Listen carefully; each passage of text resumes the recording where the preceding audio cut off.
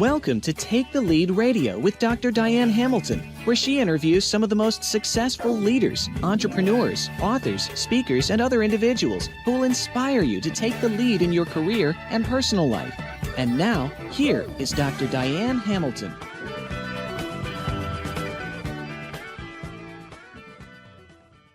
I am here with Sheila Driscoll, who is the president and co-founder of the Billionaire Foundation, where she helps coordinate foundation research work and initiates new introductions between existing foundations and the research team.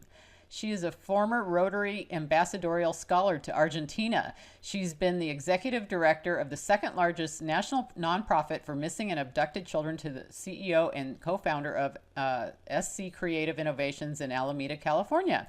It's so nice to have you here, Sheila. Well, thank you, my dear. Thank you for having me. This is just such a delight, and I'm so happy I can just share with the rest of your listening audience some advice and tips that will just help their world run a little bit smoother and better. Well, I'm looking forward to that. You know, I see your name every time I go to the grocery store, and I've eaten quite a few Driscoll strawberries in my day. And your great-grandfather started that, as I read, and, you know, which is interesting because my great-grandfather started an international shoe company, and then my uncle later created the Hamilton Shoe Company. So we have kind of a background of family business. So we have something of that in common. That'll be interesting to discuss someday. But so what is that like, growing up with a name that everybody recognizes like that? Is probably very big where you live too, especially, right? It actually is, and it's delightful because they say Driscoll strawberries, Driscoll berries, and I said, yes, it is I. And, oh, we eat your berries all the time. And so, as my great grandfather would say, says, thank you for letting our family bring your family joy. Oh, I like that. Well, you know, now I'm curious the berry part of your name. And where did that come from? Sure. So Barry is actually my mother's maiden name, and then Driscoll my father's. So I have both names. Well, so I honored my parents by keeping both of their names. That's awesome. It's almost interesting that her last name would have been Barry, considering they're into berries now. It was a match made, right? Exactly right. So I am curious what you do at the Billionaire Foundation. And first of all, can you just tell what the Billionaire Foundation is? Sure. So the Billionaire Foundation was created to bring billionaire families together to reduce redundancy. And what does that mean? So let's say Dr. Diane Hamilton wants to open her foundation for heart research. Okay. And I would say, Diane, there's already 7 other foundations in place. Why don't you come to our foundation, meet with the other 7 families, and listen to how they've structured their foundations rather than you going out and creating an 8th foundation. So you come, you sit with the other families, they share their strategic tips, infrastructure, what is the tried and true, how their charity foundations run. And then you sit back and say, you know, I could probably align my donor base and people that I know with yours and work together with you rather than creating this 8th foundation. And ideally, that's what it is. So then you work on a master plan, actually a blueprint. And then once the blueprint is completed for continuing the incredible work you're doing in the field of cancer research or heart research, then you house the blueprint at the foundation. And then this way, the legacy lives on. So after the families are all gone and the generations have, dissipated to the winds, people can go back to the foundation, access your blueprint, and carry on your good work. And this can be not only nationally, but globally. So nothing is lost. It continues to grow. Now, are these all billionaires? They have to be billionaires to be part of this? And if so, how many people are part of this since it's not a limited They do group of have to people. be. It is. So they are. You have to be a billionaire. Uh-huh. And right now we have over 100 families in the foundation. So our goal is to grow it to at least 300, which it's a manageable number. But if I were really to do a head count, if I got every single billionaire that would raise their hand and say, I'm a billionaire, there's 2,643 in the world 2,600 that are known. Huh. 43. That's billion. Interesting. I'm thinking I've had quite a few on my show for then percentage-wise. Right. And these are the ones that raise their hand and say, Uh-huh. I'm a billionaire family. Mm-hmm. But there's other billionaires that prefer to go under the radar and not say a word. Yeah, I've found a few who really don't, advertise the fact, or they just don't want to say how much that they're worth. But I've had some. I've been fortunate to interview people like Ken Fisher, Craig Newmark, Keith Kroc, Naveen Jain, Jeff Hoffman. I mean, all these guys are just amazing when you talk to them. But actually, I'm going to Keith Kroc's house tomorrow evening for an event, and he does some amazing work. And what I've found is that everybody I've talked to who has reached that level really is very interested in philanthropy and how they can give back. But so how do you help them know how to, are most of them, have they done it in the past, or this is their first time trying to do this? Create a foundation of some sort. That's a fantastic question. And I would say many of them have been predisposed to philanthropy, either through their parents or their grandparents. And so what I have seen with like my generation of philanthropists, and especially with men, not so much women, and there's a difference. The men get to a point of what I call halftime. And when they hit their 50s, they've had the boats, planes, and trains, and now they want to move from success to significance. And they just don't quite know where to go with this. They know they should be doing something, but they just don't know what. So one of my pieces of advice is not so much follow your passion, follow your curiosity. Oh, that's great. Your curiosity will always take you to your passion. That's the step before the passion. So if you're struggling with, I don't know what it is, go back to what you're curious about, and it'll take you there. Well, so that's awesome to me, obviously, because I've researched curiosity. My next book's going to be about curiosity, so thank you for bringing that up. But my pleasure. But with that comes... So then with that, once they've said, okay, then this is what I'm really curious about, or this is what my passion is about, then I move them to what I call the 3 T's: time, treasure, and talent. And out of those 3 T's, they can choose 1, 2, or all 3. So as you move into the world of philanthropy, you may have the time now to advise, to be a mentor, to set up webinars or podcasts. Your treasure, if you want to donate money, always welcomed, always great. Set up an endowment, set up fund scholarships for programs that you are passionate about or inspired for. And that continues the legacy to go on. And then again, your talent. You may look at Richard Branson, my glory. Look at all that he's done. Right. How wonderful to be able to go into a university classroom or a symposium and for a half an hour say, here's how I did it. That's your talent. Here are the mistakes I made. This is if I knew this now when I began my career or starting out in this field, these were the mistakes that I made. So I'm sharing it with you now so you don't. Kind of what was the spiral and the impetus for the Billionaire Foundation.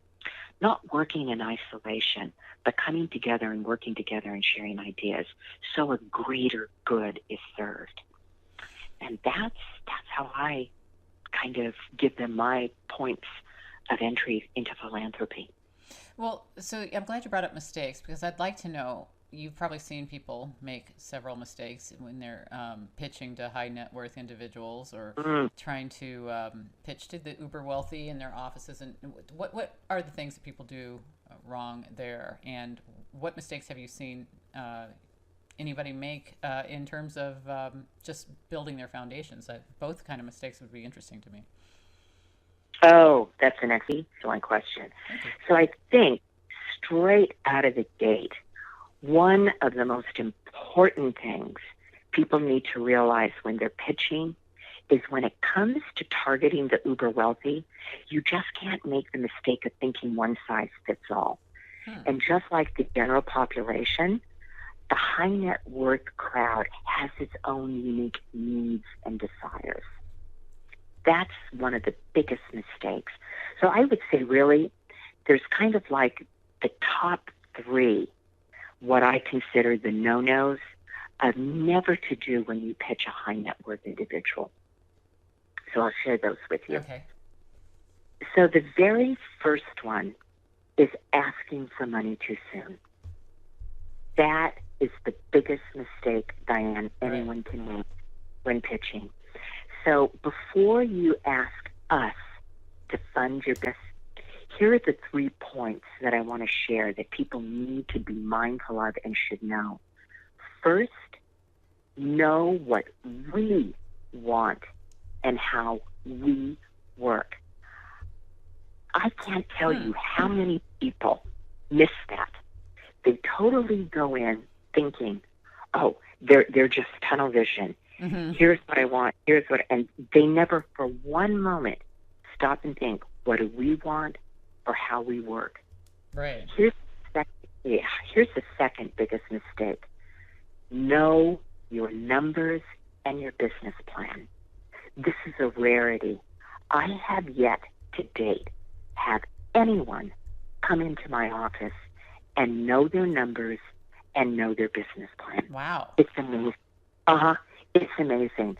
And I have to just sit there and go, oh, gee. And especially in the world of film, where I do a lot of film financing, people come in with no budgets, no financial waterfall, how the investor is going to recoup their money. They have no clue. It's baffling. And so the third is be on point when it comes to the investment discussion. And again, people flounder on this. They just don't have the investment discussion thought through, points on target, none of this. They fumble. This is the biggest thing they do. So, that's interesting. Well, okay. So, I was thinking when you were talking about know the person, Ken Fisher came to mind because he loves trees, right? Trees are his passion. So knowing that would be probably important when you are pitching something to him, right? So you wouldn't go to Ken and pitch him on a blender. Or paper products, probably no, yeah. Yeah, not a good idea. And this is what's interesting, because people think we're ATMs and that we hand out cash left and right. And we're people. And so if you want to get us interested in you or your business, then here's the key thing, Diane. They need to build a relationship. Right. And how do you do that with a billionaire who's kind of reclusive or, not accessible? I'll talk about that in my 10 hard and fast rules. But yes, there is a way. And there is. But, going back to the second thing of how not to pitch us is, and this is what people do, they pitch us their hobby business. What do I mean by that? There's a difference between a great business idea and a great investment opportunity. The most high net worth individuals and angel investors will only go after businesses that have the potential to be big.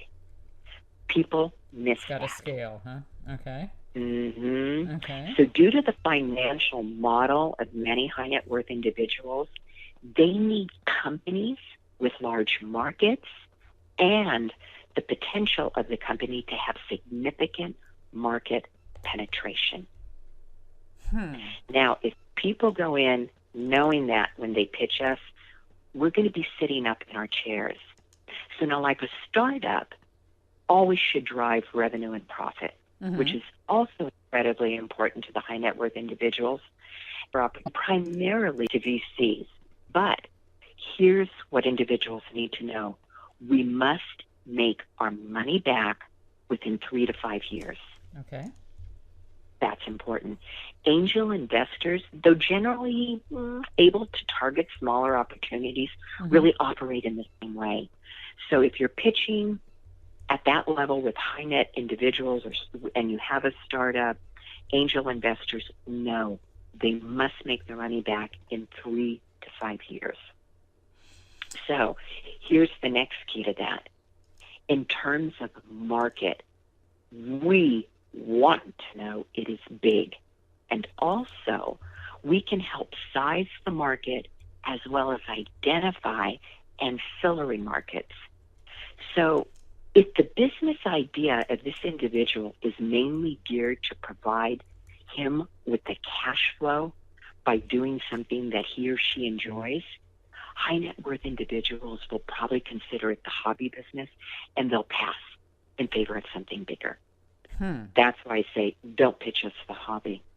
And I think the next one, the third big one, is don't rely on an idea without preparation and evidence. This has to be the bell ringer. Yeah. Oh, boy. So if anyone comes into my office and says, oh, Miss Driscoll, I have a great idea, you're going to have a really tough time getting anywhere. Because high net worth individuals, they want to see evidence, planning, and results. And here's the other thing that people fail to realize. We want to see a management team with these 3 important qualities. 1, ability. We will look at your team members' experience and what kind of results they've produced in the past. That's critical. Okay. The second is the quality. We want to see a team of committed individuals who are on board. It shows that other people believe in the idea and are willing to work on it. And the third prong to this is capacity. The more progress an individual has made on their idea or traction, as it's called in the business circle, right, the more impressive and enticing this individual will be to us. So basically, Diane, it comes down to a simple question. Can your team do what they say they're going to do? Now, depending on the high net worths one is in targeting, you might pitch, at different stages of the business. So many high net worth individuals want to know, and here's the big one, how the business plans to make money, but will also invest in the prototype or pilot to explore the validity of the company's assumption and test the potential amount of money to be made in the market. So that's why this is all really critical. Well, you mentioned pilot, which would fall into what you're interested in, film financing, right? So yeah. What appeals to you if you were looking at a pilot, if you were going in that direction? I'm curious, do you deal a lot with really young people who come in? Do you deal with different, who comes to you with what kind of type of pitches, and what has grabbed your attention and why? That's excellent. So the people that have come to me with their pitches have primarily been in film. So they have TV pilots, they have a film that they want to get financed, and so they look at me, because I'm an executive producer, as to go out and get the money. And so here's what I look at. 1, your business plan, just like what I said earlier. I need to know you've carefully thought this through. Someone gave me a 72-page business plan. Yeah. Yeah, no. What is the right length, just for anyone listening? It's, yeah, in a perfect world, it's 25, no more than 32 pages. Right. And in that you give everything. You give the synopsis, the log line. Then now you start to move into why this film has potential. So you do market comparables to it. What films in this genre have made money? Therefore, as an investor looks at this, it says, yeah, this probably has a good chance of making back our money. Mm-hmm. Then the next thing we look at is casting. Who do you have attached? Mm-hmm. Your directors. And then again, we look at your management team. I look at it. Who have you brought on board to help you get there? Who are your directors? Who are your producers? Who are your creative individuals? Who are your music composers? All of this I look at. Mm-hmm. And then I look at your investment plan. How are you going to show us that we're going to make our money back? Right. So that's the business plan. And then what genres do I look at? Actually, this is really interesting. The three top and the money makers are faith-based. The second is horror movies. That's an interesting switch, okay, from the one to the other. Okay. Yeah, because they're very inexpensive to produce. Uh-huh. And people love to be terrified. Yeah, they do. Uh-huh. Yeah. Yes. And the third, oddly enough, are comedies. Mm-hmm. But here's the interesting thing that I want people to know. Comedies are really country specific. What is funny in America doesn't translate well across the board in India, isn't funny in New Zealand, and maybe totally off the wall in England. So even though we all speak English, comedy doesn't translate well internationally. Kind of the days of the Pink Panther and Peter Sellers are gone, where everybody totally gets it and laughs. That's at not some my level. dog is no longer a popular thing, huh? No. Uh-huh. And Great line. And so actually I'd almost add in a fourth one, which is now what I'm seeing on the rise, and what I look at is either family-based or inspirational or aspirational. Really where you walk out feeling good, you've learned something, you're inspired to do something good or do something better or be better. And really right now in the film world, this is the new surge. Mm-hmm. Right now the United States is really looking at this because television has become very dark and very angry. Mm-hmm. And people want to go home and feel good at the end of the evening. Before you go to bed, you want to see something inspirational or uplifting. And this is why shows like America's Got Talent and this kind of thing, people unwind at the end of the day, and you want to root for the underdog. And this is what's important. Right. So this is kind of new direction. That's more, you're talking movies. Did you said you also do television as well? Yes. So for television, what are your top genres, or what interests you the most?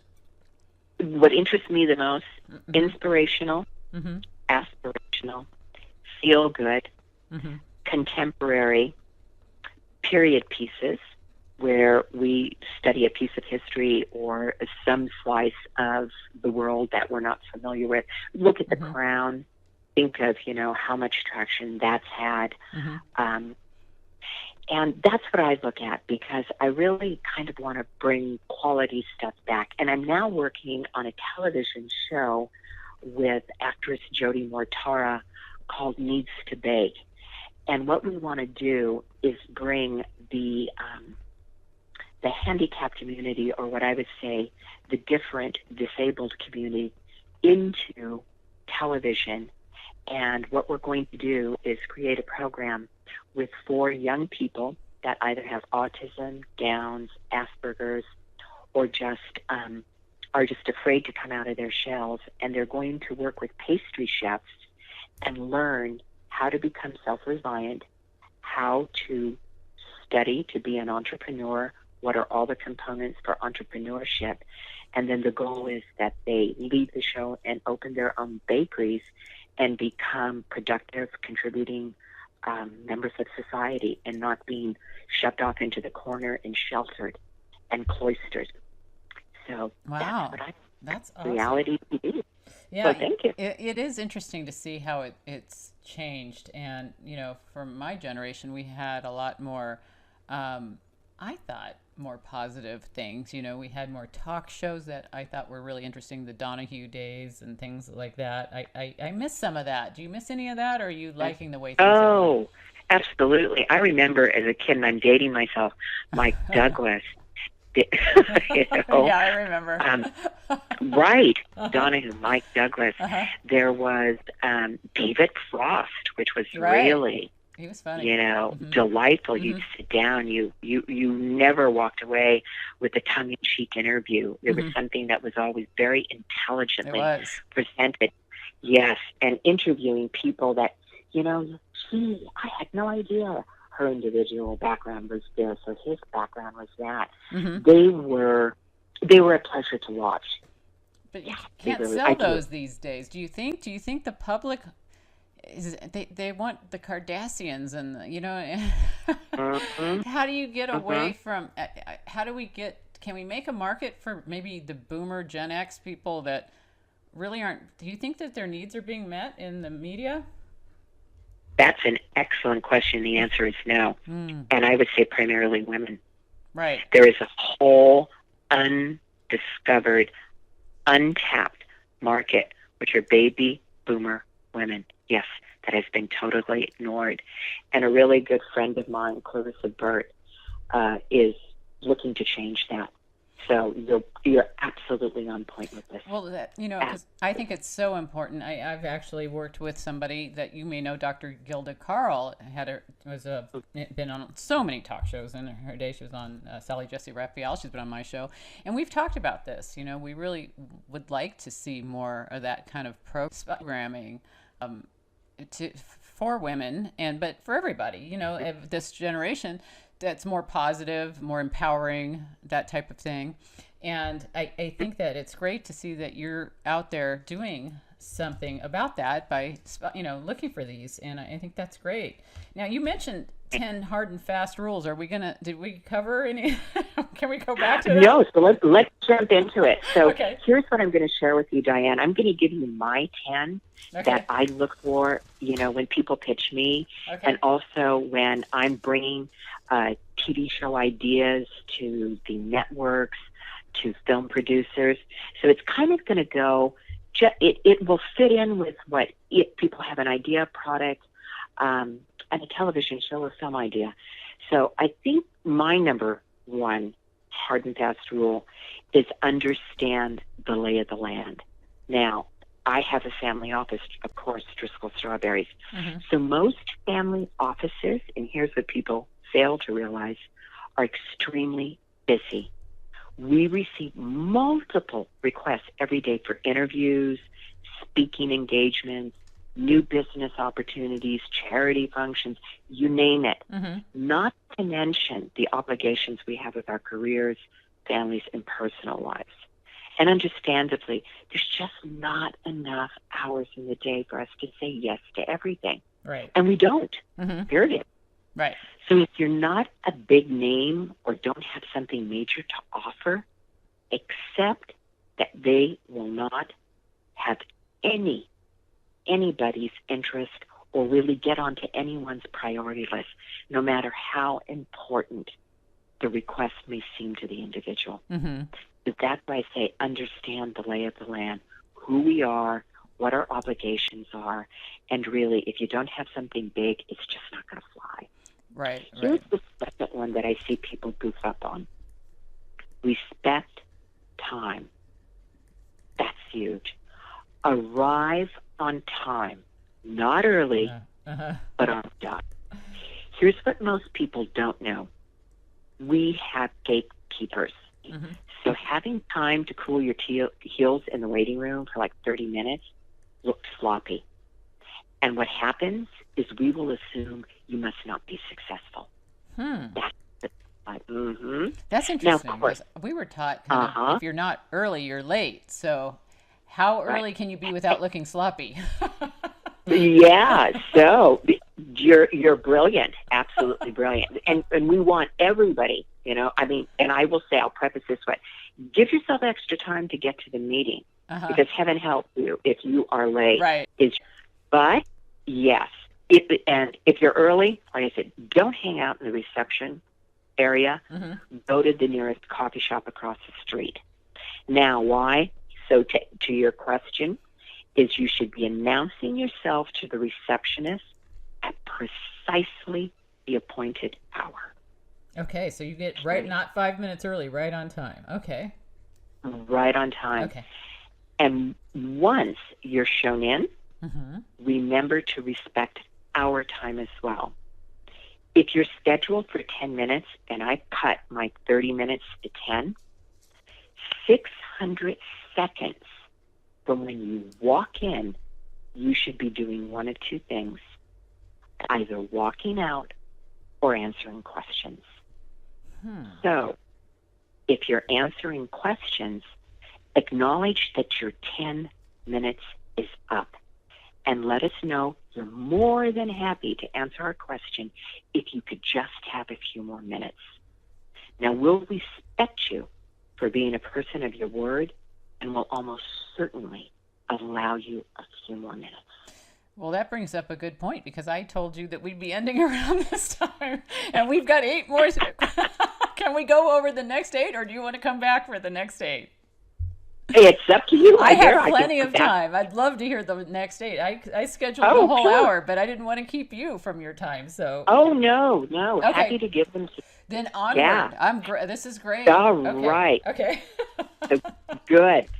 So again, this is my personal golden rule, because time is the one thing we don't have money of, so they need to, use it sparingly. Right. Yeah. So rule number 3. Okay. Find a personal connection. So a well-known chef didn't start his pitch when he came into my office by demonstrating his toaster to me. He spent a few seconds and listened to how he did this, talking about how he grew up with this company's products in his home and just how ingrained these products were in his country's culture. So by doing so, he showed me he cared about the product and wasn't just pitching something which he had no personal connection. Okay. So remember, people, high net worth individuals, want to like the person behind the product. Right. We want to make an investment in the person to make us feel good about the person we're backing. That's important. Right. Here's rule number 4. Let your product, service, tell the story, not your deck. What do I mean by this? Think Shark Tank. So rather than starting your pitches with a deck of slides, give us a presentation of the product instead. So most high net worth individuals will not spend time looking at your deck or your idea prior to the meeting, even if you'd ask them to do so. So the best next thing, demonstrate your product. Get them to see it and use it. This is the best way to tell your story and to get us excited about it. And now, how do they do that with you? I'm sorry, I didn't mean to interrupt you. With your films and your TV shows, how would they do that? Would they show you a clip? Oh, they do, and no more than 2 minutes. No more than 2 minutes. It's kind of like the trailer. And here's what I tell people: if they just don't quite have the money or the idea quite pulled together, do what they call a tonality reel. What does that mean? Yeah. A tonality reel is you go in and you extract clips out of other movies and put it together and show me in 2 minutes what you think the movie will look like. I'll give you a perfect example. I was just pitched the script and the potential to film the movie Mary. So this would be Mary, the mother of Jesus. But they haven't filmed any of the movie yet, but what the producer did was went back in and took clips out of other movies, put it together, so I could get a feel for what the tone of the movie would look like. So really the underlying plot here is that Mary is escaping Herod. And Herod is going to now start to kill all the firstborn in the kingdom because he's been told the King of Kings is coming. So now the chase is on. So the director went back and just took clips out of different movies, and I bought a reel. And he clearly stated, this is a tonality reel. This is not Right. the movie, but just get a visual idea of how Mary could look. That's so smart. Right. So that's how you do it with film. Do a tonality reel. If you haven't gone in and taken, just say, okay, I'll do the trailer. Right. Yeah, that's how you do it. So, yeah, So that's number 4. Okay, then number 5, and you've got is this is great. your team. Okay. This is the big one, your team. So high net worth individuals invest in people first, as I've said, and ideas second. So you need, and people need to share the details about their rock star team, why they're the right people to lead the company. And here's the most important thing people will not do. Let us know what skill sets your team may be missing. And most startup teams are missing some key talent, be it marketing, management expertise, programmers, sales, financial management. So let us know you know what you don't know. You do that. Now we're standing up. Now we're really going, okay, this guy's got it. So that's so important. Right. So rule 6, remember the high net worth's perspective. So we're looking at more than the idea. So again, just to recap, we're paying attention to things like your management team, your product, your business direction, your film idea. And too often, founders have this tunnel vision for their company's needs. So once you can start looking from the high net worth individual's perspective, then what happens is that you're just convert into executed agreements. That's what's so important. So highlight the traits that make your startup team seem less of a risk. That's what you have to do in film. Right. You have to let me know you looked at the risks of investing in this, because ultimately what's in it for us is that we want to be able to know that the startup or whatever you're doing is a good gamble. So if you have a highly experienced team with early success with the product, even maybe a film or trailer, then make that part of the key pitch. That's what my advice would be. Here's rule 7, one of the clinchers. Ask for advice, not money. It's an old adage, but if you want money, ask for advice. Here's why. We're going to come to the table with questions and even critiques. So if you approach the meeting by asking for advice in addition to possible capital, we already feel invested. So this is a real good way to make initial contacts with high net worth individuals who are not in your network. So that was going back to the question, how do you connect with the billionaires? How do you connect with people billionaires that aren't in your network? Here's the main thing. Ask us for advice, not money. So rather pitching your startup outright, approach us by asking us for some feedback. And you just might get our attention. That's really important. Nobody does this. Right. Nobody does this. Good tip. So rule 8, take notes. An ancient Chinese proverb states, the faintest writing is stronger than the strongest memory. So unless an individual has a photographic or phonographic memory, be prepared to take notes on pertinent information and advice given. Don't make us repeat names, locations, or statistics just because you couldn't be bothered to write them down. So taking notes is a sign of respect. It also means that you're only needed to be told something once and that we can rely on you to know it. I've only had one person in 10 years, Diane, come into my office and take notes. Oh, you're kidding. I am not. So Huh. I'm letting everyone know, if you take notes, guess what? The advice is going to flow out of our mouths. If you're going to sit there and nod your head, we're just going to look at our watch. Oh. So here's the big thing. Make investing in your idea tax efficient. Oh, please. So high net worth, we're all very sophisticated investors. So we will want to take advantage of all the government's tax incentives for investing. Super important in the world of film. Every state has incentives for people to come and film in their state. Why? Because we bring in huge film crews.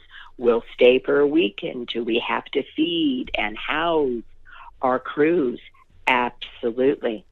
So states like Georgia, Louisiana offered very enticing tax incentives. So it's really, really important that individuals set up their company as well as their pitch with this in mind. And so rule number 10. Well, wait, before you get to that, can I ask one Yes. question on that? How is Arizona Sure. and California? I'm in Arizona and you're in California, right? So I'm curious how those two Yes. are for tax incentives for, let's say, a television show or a movie. Exactly right. Arizona is actually a little more favorable. So, yes, and very easy to come in and do. So you always want to look at, and that's the first thing I ask investors in film and even in television. Have you gone and taken a look at what are the incentives? Why would I come to Arizona and just not shoot it in my backyard? Right. You know, and so they say, oh, right, let me go back and check. And so this is real important. So if you look at the end of any film, you'll see the credits, and they'll say tax incentive, state of Louisiana, New York Film Society. They're all there. And these are there for people to use and just to make business better. So tax incentives. Is New York, how does New York compare? I'm curious. New York's very generous. A little hard to get around all the streets, but if you have, your key film shot there, New York is very fun. Yes. And many people, like Georgia and Louisiana, if you really have the outdoor movie scenes, if you want to shoot an epic film, something like Gone with the West or 11 Years as a Slave, all of that, because you've got the rolling hills, you've got the plantations. They're there. Right. Your movie studio basically is set up outside. Yeah. And so they want you to come. Yes. Absolutely. Okay. Absolutely. And number 10? Number 10 is aim for another meeting. So really, here's what people need to keep in mind. The goal of the pitch, it's not to get the check. It's to get another meeting. And now we go back full circle to what I said in the very beginning. Build the relationship. As much as we are vetting you and your business, you are vetting us. So absolutely be sure you're bringing a high net worth individual who wants to go on your journey, because they're going to be the phone call that you're going to have to pick up throughout your entire process. So I want people to be mindful of this. Get the next meeting. So to get the next meeting, when they come to you, for example, they've already, say they have a television show or a movie or whatever you're working with right then. They've already got their director, they've got everything in line. That your executive producer would be the very last piece, right? They would have everything else in order. So, or not. Yes, okay, finger, toes, and eyes. And that networks and the pitching to all that. Where does that fall in? What part of the process? So actually, that would go to, with a TV producer, that would be their responsibility. So they would go, they call them showrunners, and that's exactly what they do. There's very, very high-profile showrunners that say, love the idea. And here's the secret. Here's the absolute secret to getting television shows produced. Okay. Have them script it. Already write out what the dialogue is going to be. If anybody wants to fast forward into the television series programming, come with your series scripted. Even a talk show? No. Talk shows, no, because that would be unscripted. Yeah. Okay. That would be unscripted. But come with ideas of who your guest lineup would be. And so come in and say, I have these people, potentially lined up. And look at the times of the year. Do you want to have inspirational talks around Christmas time? Do you want to have talks of gratitude and appreciation in the month of November for Thanksgiving? Kind of look at what months you want to do certain things and have certain guests. Because again, if you can go, look at Oprah. Oprah was an absolute master. Right. An absolute master of getting people in with timely topics, contemporary, looking at the seasons of the year. And this is why her following for 25 years was just off the wall. It was just amazing. Right. She really, really knew. And she was dedicated. My glory. She worked so intensely all those years. But yeah, that's the secret, coming in and knowing that there's normally the rule of thumb, 13 shows per season. That's what it is. And so if you have those 13 shows scripted, oh my glory, TV producers will come off their chairs. They say, now we can pull the trigger. Yeah. Now we can pull the trigger. Who are your directors? Who you have ideas, casting. And if you don't, the beautiful thing is they have their stables of writers, producers, editors, music composers, all of that. So if you at least come in with that, they can work with you and kind of flesh it out and get it into production. And how long does that take once they've come to you and you've agreed to work together to get a show produced?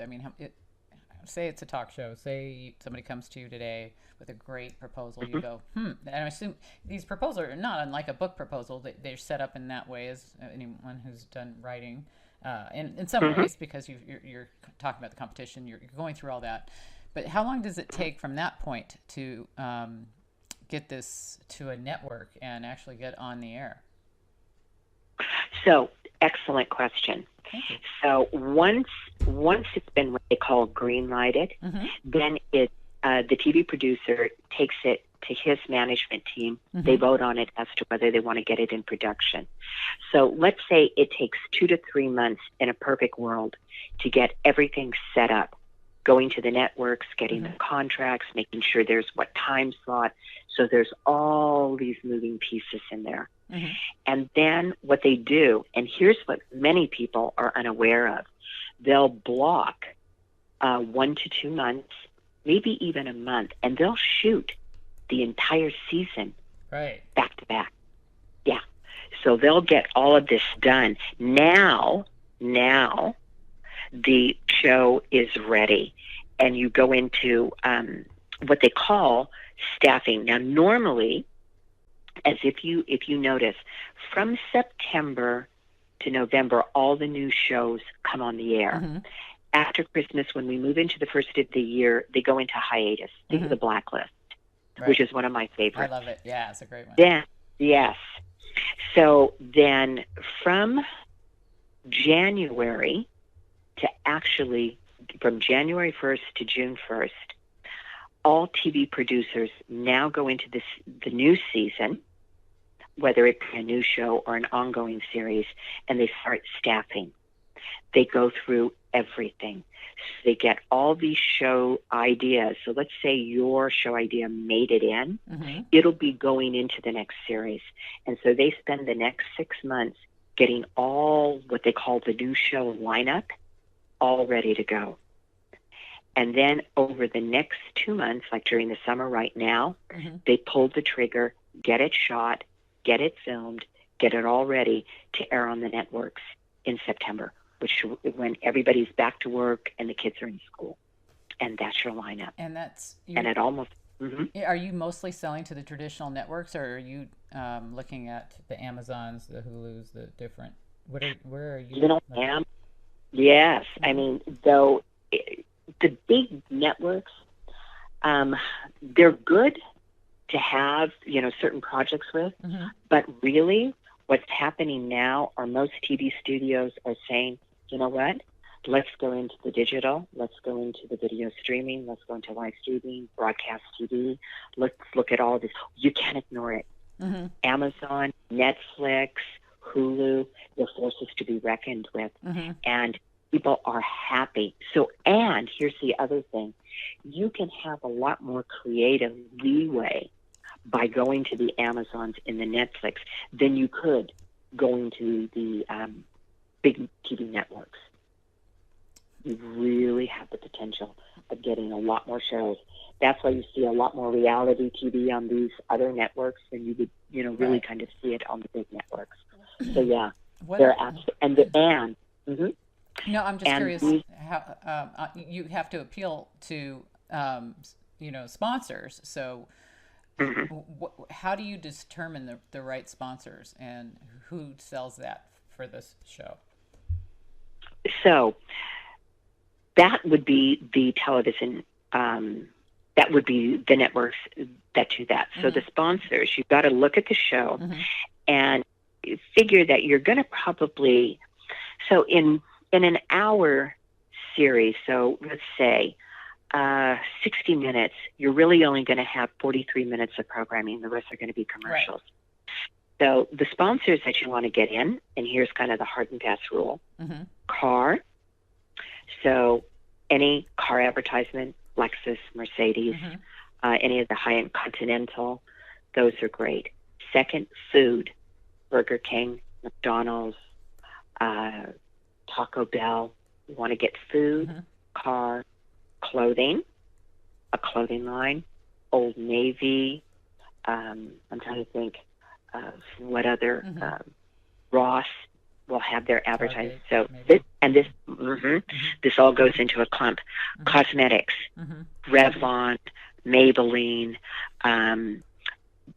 perfumes, Dior. So you want to get into the beauty market. So you've got beauty, you've got clothes, you've got food, you've got clothes. The next that people are really finding that have been successful are advertisements for travel.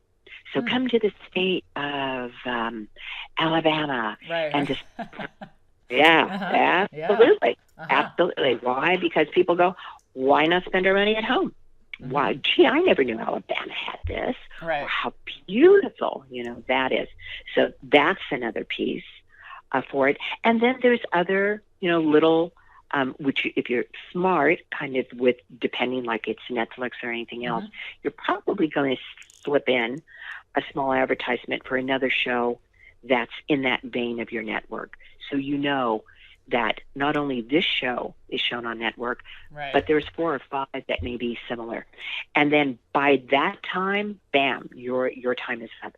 So those are the concentrated points. So if anybody tonight goes home, looks at their favorite television program, now become mindful of when it comes to the advertisements, take a look. Was it a car? Was it food? Was it clothes? Was it beauty? Was it travel? And that's how that works. And they all fight Pepsi, drinks. And because these are all very American, traditional points of our society that the advertisers just keep reinforcing, even though we may not know it. iPhone, computers, it's all there. Well, this has been just really so fascinating, and I really appreciate you going into such detail. I think there's so many people who could really use this information, and I think that you'll probably get a lot of people who want to know how they can get in touch with you and find out more about your foundation, because you're doing some great work, and I really am interested in all of these things. I'd keep you on all day if I could. You have some great content. It's all stuff I'm very much interested in doing. So is there a website that we should share that people can find out more? Sure. They can go to the billionairefoundation.org, and my contact information is there. So the best way, if they want to email me, it's S as in Sam, Driscoll, S Driscoll at billionairefoundation.org. Well, that's great. Driscoll is Driscoll, in case anybody could have not had your strawberries, which I'm sure they would have all tried them. But this has been so great, Sheila. I really enjoyed this, and I really appreciate all this information. I'm so happy to help. And thank you, Diane. And I want everyone else to know, what you do is so important for us. And the time and the energy that you put out is just so well received and so blessed. And I just want to know how grateful and just how much I appreciate what you do. Oh, that's really sweet of you, Sheila. And I really enjoy doing this. And we get so many wonderful people on this show. And you were certainly at the top of my list. So thank you again. Oh. And we will be back right after this message.